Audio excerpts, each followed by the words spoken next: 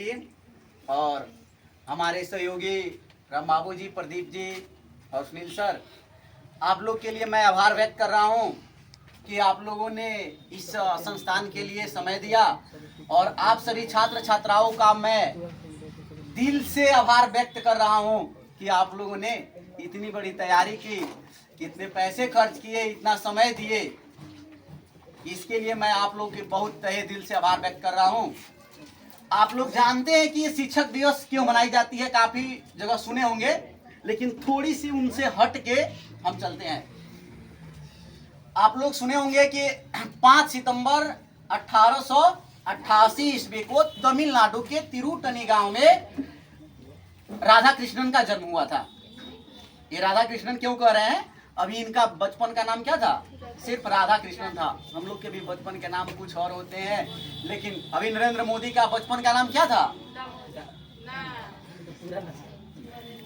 नरेंद्र मोदी, हाँ नरेंद्र था, जो आगे चल करके उनका नाम दामोदर दास नरेंद्र मोदी। उसके बाद आगे जब प्रधानमंत्री जब बने तो उनको माननीय लगाया गया कि माननीय श्री दामोदर दास नरेंद्र मोदी। उसी तरह जब आप लोग भी सक्सेस हो जाएंगे तो आप लोग के भी नाम के आगे काफी उपाधियां, डॉक्टर, इंजीनियर, ऐसे कुछ कुछ लग जाएंगी। तो ये राधा कृष्णन जो थे, इनका जन्म 5 सितंबर 1888 को तमिलनाडु के तिरुटनी गांव में हुआ था। इनका बचपन का नाम राधा कृष्णन था। इनके पिता का नाम सर्वपल्ली वीरास्वामी था। यही सर्वपल्ली, इनके पिता का जो नाम के आगे है सर्वपल्ली, यही सर्वपल्ली जाकर उनके नाम के आगे लगा था। तब जाकर ये नाम हुआ था सर्वपल्ली राधा कृष्णन। ये सर्वपल्ली राधा कृष्णन गांव के ही विद्यालय में पढ़े थे, कहीं दूर नहीं पढ़े थे, लेकिन डॉक्टरेट की उपाधि ये रेजिडेंसी कॉलेज से प्राप्त किए थे।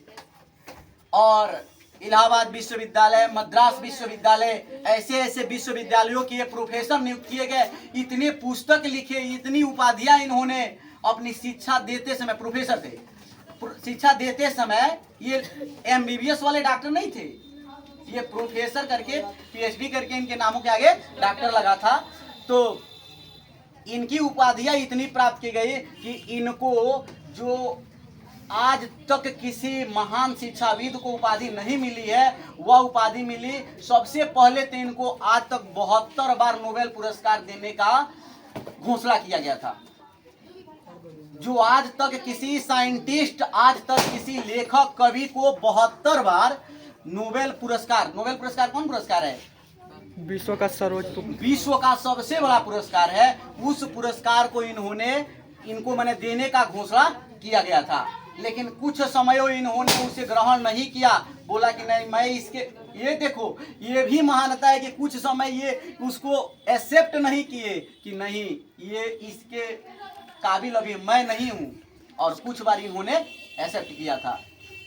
तो जब बात उस समय की है कि जब ये 1962 में क्या बने, द्वितीय राष्ट्रपति बने, उस समय इनके शिष्यों ने जब इनसे आग्रह किया कि हम लोग आपके जन्मदिन को क्या करेंगे, बर्थडे सेलिब्रेट करेंगे, तो ये काफी भीड़ इकट्ठा करना नहीं चाहते थे। मतलब इसको कहा जाता है कि विशाल मंच के ये विरोधी थे। तो इसलिए इन्होंने कहा कि नहीं, आप सभी लोग अपने अपने जगह इसे किस रूप में मनाएंगे, शिक्षक दिवस के रूप में मनाएंगे। और तब से 1962 से आज तक ये शिक्षक दिवस मनाते चले आ रहे हैं। इसे बड़े बड़े संस्थानों में, बड़े बड़े जगहों पर अच्छे से गुरुओं की काफी मतलब सम्मान सहित 5 सितंबर मनाया जाता है।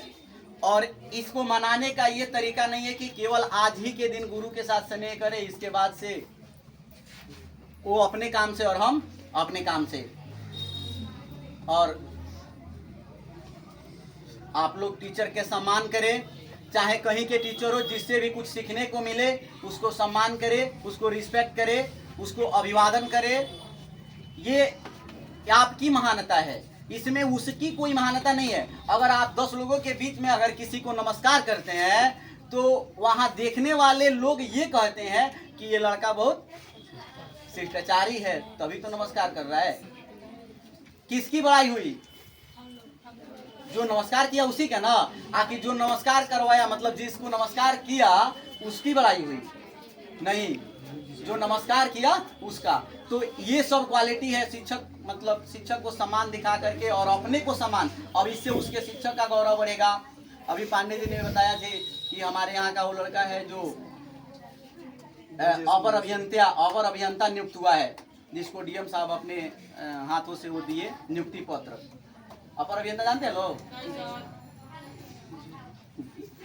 अपर अभियंता नहीं जानते लोग? अपने ये जो हैंडल है ना, जैसे जेई का नाम सुने हैं, सीधे शब्दों में जानिए जेई। तो ये काफी बहुत बड़ी वो है ना, और वो आज तक मैंने बहुत दयनीय स्थिति में रहा। मैंने समझ जाओ कि घर से पैसा उसको नहीं मिला। बहुत लोग कहते हैं कि सर पैसा नहीं, हम पढ़ नहीं पाएंगे। इसकी भी बात खत्म कर देंगे। अगर जिसको पैसा का प्रॉब्लम है, अपना मेहनत करो ना, मेहनत करके तो पढ़ सकते हो। पार्ट टाइम में बहुत सारी मेहनत करके, बहुत सारे वर्क करके आप पढ़ सकते हो। तो इस बात से मत डरना कि पैसा नहीं है। और ये भी हम कहते हैं कि अगर भविष्य में हमारी कहीं आवश्यकता पड़ो, चाहे किसी को, जहां भी मेरी आवश्यकता है, मैं उसे हेल्प करने के लिए तैयार रहता हूं।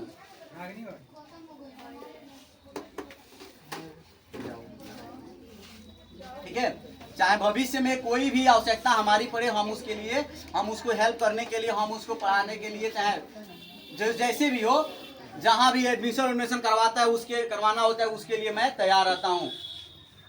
इसी के साथ अब थोड़ी हंसी मिजाज में आ जाएगा।